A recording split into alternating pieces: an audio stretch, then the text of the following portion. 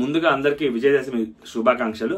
ఈ video complete గా elimination update గురించి ఉంటుంది. సో ఎలిమినేషన్ రౌండ్ లో ఎవరు ఉండబోతున్నారు, అసలు ఎలిమినేట్ ఎవరు అవ్వబోతున్నారు, ఓట్లు ఎవరు ఇప్పటికీ ఇంకా తక్కువ పడతా ఉన్నాయి, అసలు ఏంటి బిగ్ బాస్ టీం ఏం ఆలోచిస్తుంది, సో మనకి ఇచ్చిన అప్డేట్ ఏంటి, సో ఇలాగా అన్ని కలిపి వీడియో గురించి మాట్లాడదాం. తమ్నేలో 4 పిక్స్ మాత్రమే చూసింటారు. 1 సెలబ్రిటీ వర్సెస్ 3 కామనర్స్. సో వీళ్ళ మధ్యనే ఎలిమినేషన్ రౌండ్ జరగబోతుంటది. మిగిలిన ఇద్దరిని ఎందుకు తీసేసావు అని అడిగితే, సో మిగిలిన ఇద్దరు ఎలిమినేషన్ కి చాలా దూరంలో ఉన్నారు అండ్ వాళ్ళ ఓటింగ్ కూడా చాలా మంచిగానే పడుతుంది అన్నమాట. సంజన గారు ఓటింగ్ ఎంత మంచిగా పడుతుంది అనేది, సో ఈ 6గురిలో సంజన గారు ఫస్ట్ ప్లేస్ లో ఉన్నారు. 30% ఓటింగ్ పడుతుంది. యూట్యూబ్ పోల్స్ అవ్వచ్చు, ఇన్స్టా పోల్స్ అవ్వచ్చు, మనకి ఎగ్జాక్ట్ పర్సంటేజ్ తెలియదు కానీ బట్ అఫీషియల్ ఓటింగ్ లో కూడా సంజన గారు టాప్ లో ఉన్నారని చెప్పి మనకు ఉన్న అప్డేట్. సో సంజన గారిని ఎక్స్క్లూడ్ చేస్తే రితు చౌదరి. సో రితు చౌదరి ఈ వీక్ చాలా బాగా మాట్లాడింది నామినేషన్స్ దగ్గర నుంచి. ఈ రోజు ఆమె ఎపిసోడ్ మీరు చూడగలిగితే నెక్స్ట్ లెవెల్ ఆమె ఎఫర్ట్స్ ఉంటాయి అండ్ నిన్న ఎపిసోడ్ లో కూడా ఆమె ఎఫర్ట్స్ చాలా గట్టిగా ఉన్నాయి అండ్ ఆమెకు ఓటింగ్ కూడా పడతా ఉంది. తనూజ ఓటింగ్ ఏవైతే ఉందో తనూజ ఓటింగ్ కూడా తనకు షేర్ అవుతూ ఉందన్నమాట. సో కాబట్టి తను కూడా సేఫ్ జోన్ లోనే ఉన్నారు. ఇంకా మిగిలిన 4 ఉన్నారు. సో 4గురిలో ఒక celebrity, 3 commoners. So celebrity flora గారు, హరీష్ గారు, శ్రీజ గారు, దివ్య గారు. సో ఈ 4 ఉన్నారు.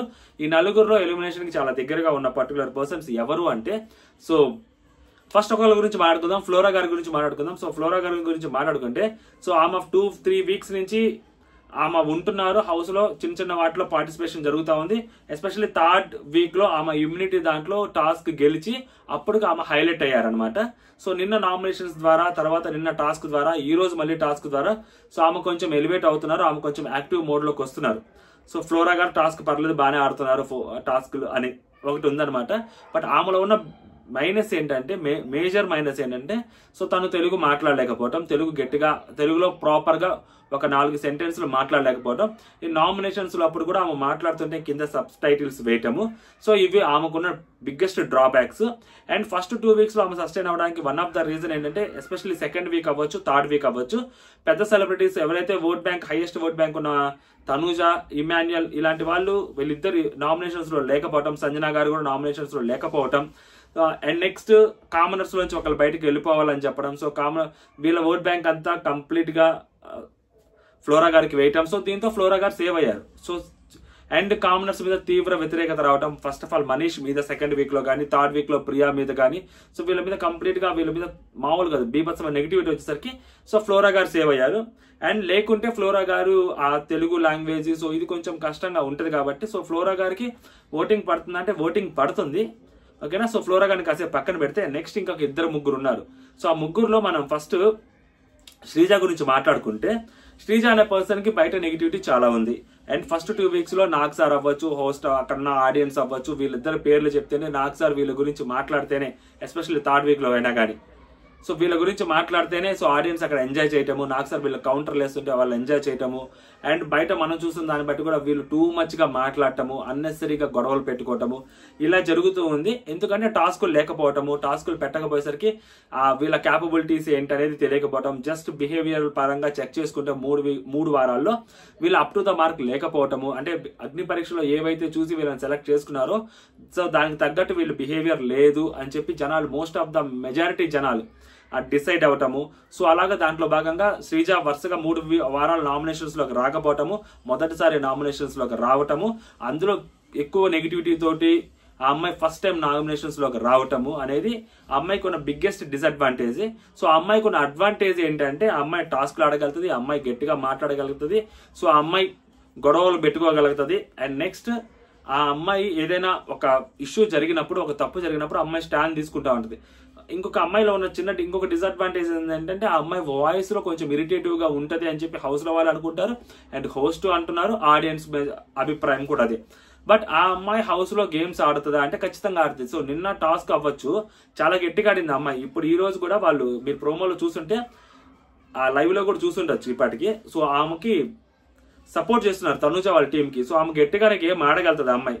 సో అమ్మాయి ఎఫర్ట్ మించి గేమ్ ఆడగలుగుతుంది. 3rd వీక్ లో కూడా మనం చూసాం, శ్రీజ వాళ్ళు పట్టుకున్నప్పుడు, శ్రీజాని రితు చౌదరి పట్టుకున్నప్పుడు, నిన్న కూడా టాస్క్ లో శ్రీజాని రితు చౌదరి మళ్ళీ పట్టుకున్నప్పుడు ఆ అమ్మాయి గేమ్ ఆడగలుగుతుంది. ఆ అమ్మాయి ఎఫర్ట్ ని మించి పెట్టి గేమ్ ఆడగలుగుతుంది అనమాట.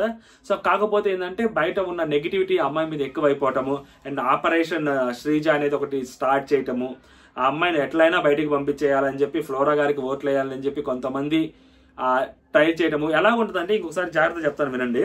సంజన గారిని ఎలిమినేట్ చేసే దానికి ఛాన్స్ ఉండదు. సంజన గారిని ఎలిమినేట్ చేయరు, ఏం చేయరు. అసలు సంజన గారికి ఒక్క ఓటు కూడా పడకపోయినా కూడా సంజన గారిని ఎలిమినేట్ చేయరు.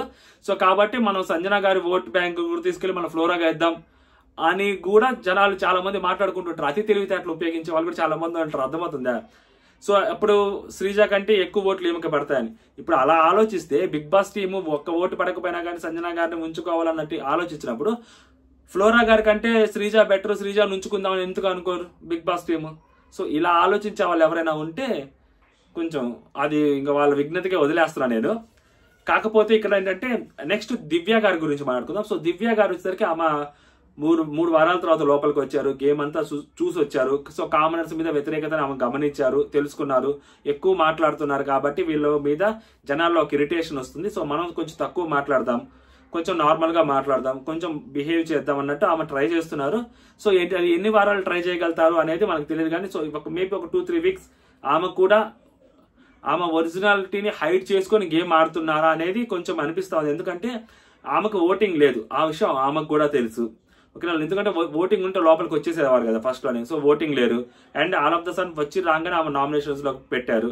సో కాబట్టి ఆమె తనూజ గారితో కానీ బర్నీ గారితో కొంచెం క్లోజ్ గా మాట్లాడుతుంది, కొంచెం క్లోజ్ గా ఉంటుంది. సో వాళ్ళ ఓట్ బ్యాంక్ ఈ అమ్మాయికి షేర్ అయ్యేదానికి ఛాన్స్ ఉంది. ఎంతట్టు సో శ్రీజ మీద వ్యతిరేకత ఉంది కాబట్టి సో తనూజ గారితో బర్నీ గారితో వీళ్ళతో ఉంటే మనం కొంచెం సస్టైన్ అవ్వగలుగుతాం ఈ వీక్. సో వన్స్ ఈ ఒక వీక్ సస్టైన్ అయిన తర్వాత మళ్ళీ తర్వాత చూసుకోవచ్చు అనే అభిప్రాయం కూడా అమ్మాయి మనసులో ఉంటది. అండ్ ఇక్కడ కూడా అలాగే జరుగుతుంది కాబట్టి. అండ్ ఈమె నిన్న టాస్క్ ఆడిన విధానము, సో ఫస్ట్ గేమ్ అవ్వచ్చు, సెకండ్ గేమ్ అవ్వచ్చు, నెక్స్ట్ లెవెల్ ఆడారు ఈ అమ్మాయి కూడా టాస్క్లు. సో టాస్క్లు ఈ అమ్మాయి చాలా గట్టిగా కూడా ఆడుతున్నారు. అండ్ ఈమె మాట్లాడే మాటలు కానీ నామినేషన్స్ అప్పుడు ఈమె వొకాబులరీ బాగుండటము, ఈమె మరీ టూ మచ్ ఇరిటేటివ్ గా మాట్లాడకపోవటము, ఈమె మాట్లాడుతుంటే మరీ అంటే పాయింట్ లేకుండా మాట్లాడుతుందిరా బాబు అనే జనాలు అనుకోకపోవటము, పర్లేదు బాగానే మాట్లాడుతుంది, కొంచెం సెన్సిబిలిటీగా మాట్లాడుతుంది అని చెప్పి అనుకోవటము. సో ఈ అమ్మాయికి ఉన్న మేజర్ అడ్వాంటేజెస్. డిసడ్వాంటేజెస్ అంటే ఒకటే డిసడ్వాంటేజ్, ఆమె థర్డ్ వీక్ లో వచ్చింది. సో ఓటింగ్ లేదు. అండ్ ఓటింగ్ లేదు అంటే సో కామనర్స్ కి కూడా ఓటింగ్ లేదు. ఇక్కడ ఇంకొక పాయింట్ ఏంటంటే మనం అర్థం చేసుకోవాల్సింది, కామనర్స్ కి ఎవరైతే కామనర్స్ కి మాత్రమే గెలిపించాలి, కామనర్స్ కి మాత్రమే ఓట్ వేయాలి అనుకున్నప్పుడు ఈ అమ్మాయి బెస్ట్ ఆప్షన్. ఇప్పుడు నామినేషన్స్ లో హరీష్ గారు అవ్వచ్చు, శ్రీజ అవ్వచ్చు, దివ్య గారు ఉన్నప్పుడు. సో దివ్య గారికి కూడా కామనర్స్ ఎలా ఉంచాలి అని చెప్పి అనుకున్నప్పుడు, కామనర్స్ ఎవరైనా ముందుకు వెళ్తారు అని అనుకున్నప్పుడు ఈ అమ్మాయికి ఓట్ వేయచ్చు, దివ్య గారికి కూడా ఓట్ వేయచ్చు. అది అమ్మాయికి ఉన్న ఇంకొక అడ్వాంటేజ్ అనమాట. సో అందుకనే భరణి గారితో తనూజ గారితో కొంచెం గేమ్ మంచిగా ఉంటుంది అని చెప్పి నాకు అనిపిస్తా ఉంది. అండ్ దట్టు అమ్మాయి అలా ఆడటంలో కూడా తప్పలేదు, ఎందుకంటే అమ్మాయికి ఓట్ బ్యాంక్ లేదని అమ్మాయికి రియలైజేషన్ ఉంది కాబట్టి. అలాగే లోపలికి వచ్చారు కదా అమ్మాయి. సో కాబట్టి ఆ అమ్మాయి గేమ్ చూసి ఓట్లు వేయాలి, లేకుంటే తనూజ వాళ్ళతో బాగా ఉంచుతుంది కాబట్టి వాళ్ళు చూసి ఓటేయాలి. ఈ రెండు కేటగిరీస్ లో అమ్మాయికి ఓటింగ్ పడుతుంటది. అండ్ హరీష్ గారి గురించి మాట్లాడుకుంటే, సో హరీష్ గారి దగ్గరికి వచ్చేసరికి హరీష్ గారు అంత యాక్టివ్ గా లేరనమాట.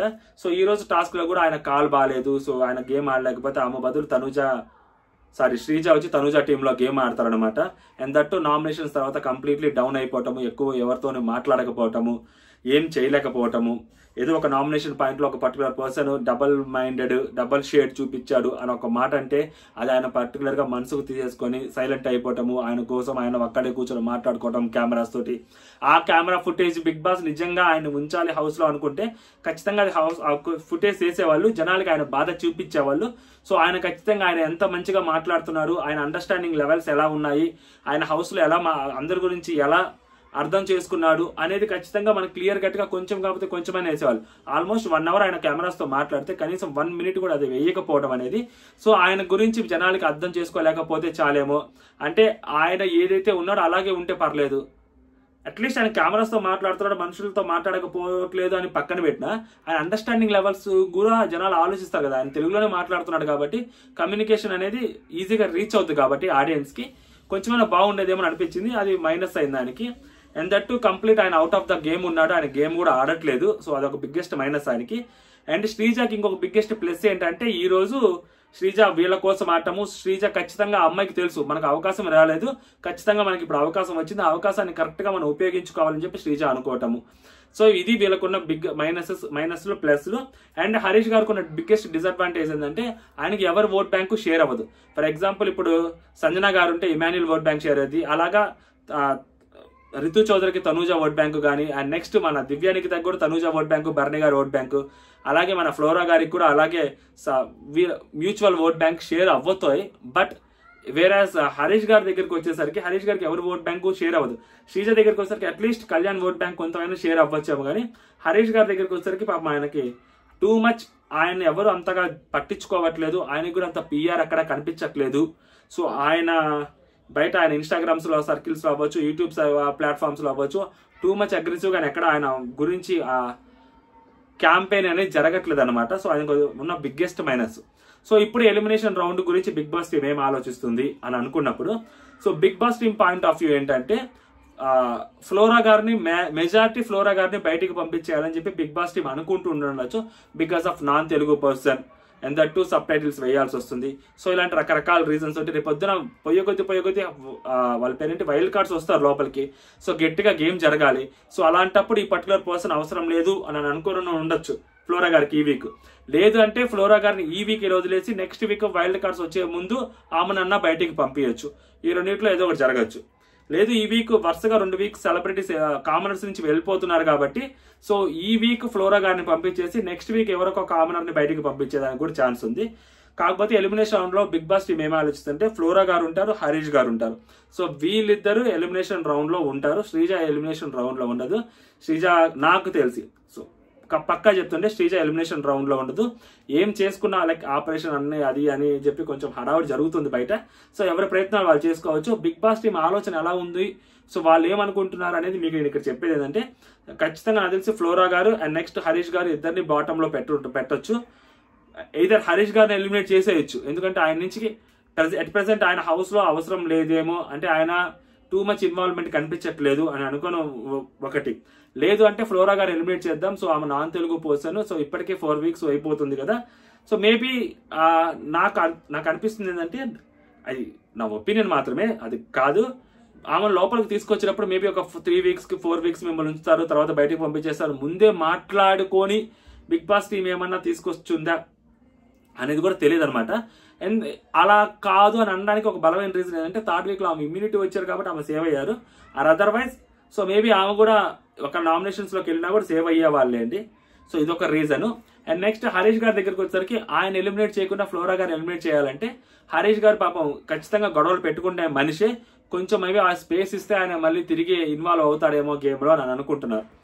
ఈ రెండిట్లో ఒకటి. సో మేజర్ గా ఏంటంటే 99.99% ఫ్లోరా గారి ఎలిమినేషన్ ఉంటుంది. ఆర్ మిస్ అయితే మాత్రం 0.1% హరీష్ గారి ఎలిమినేషన్ ఉంటుంది అనమాట. వీళ్ళిద్దరిలోనే ఒక ఎలిమినేషన్ జరుగుద్ది. సో శ్రీజ గారు సేఫ్, దివ్య గారు సేఫ్, ఇంకా రితు చౌదరి గారు అండ్ సంజన గారు వీళ్ళు ఎప్పుడో సేఫ్ అనమాట. ఇది actual update Bigg Boss team అనుకుంటుంది. సో మీరు ఎవరు ఎలిమినేట్ అవుతున్నారు అని అనుకునేది సో కామెంట్ చేయండి. కొత్తగా మన ఛానల్ చూస్తుంటే సబ్స్క్రైబ్ చేయండి. అండ్ జై హింద్.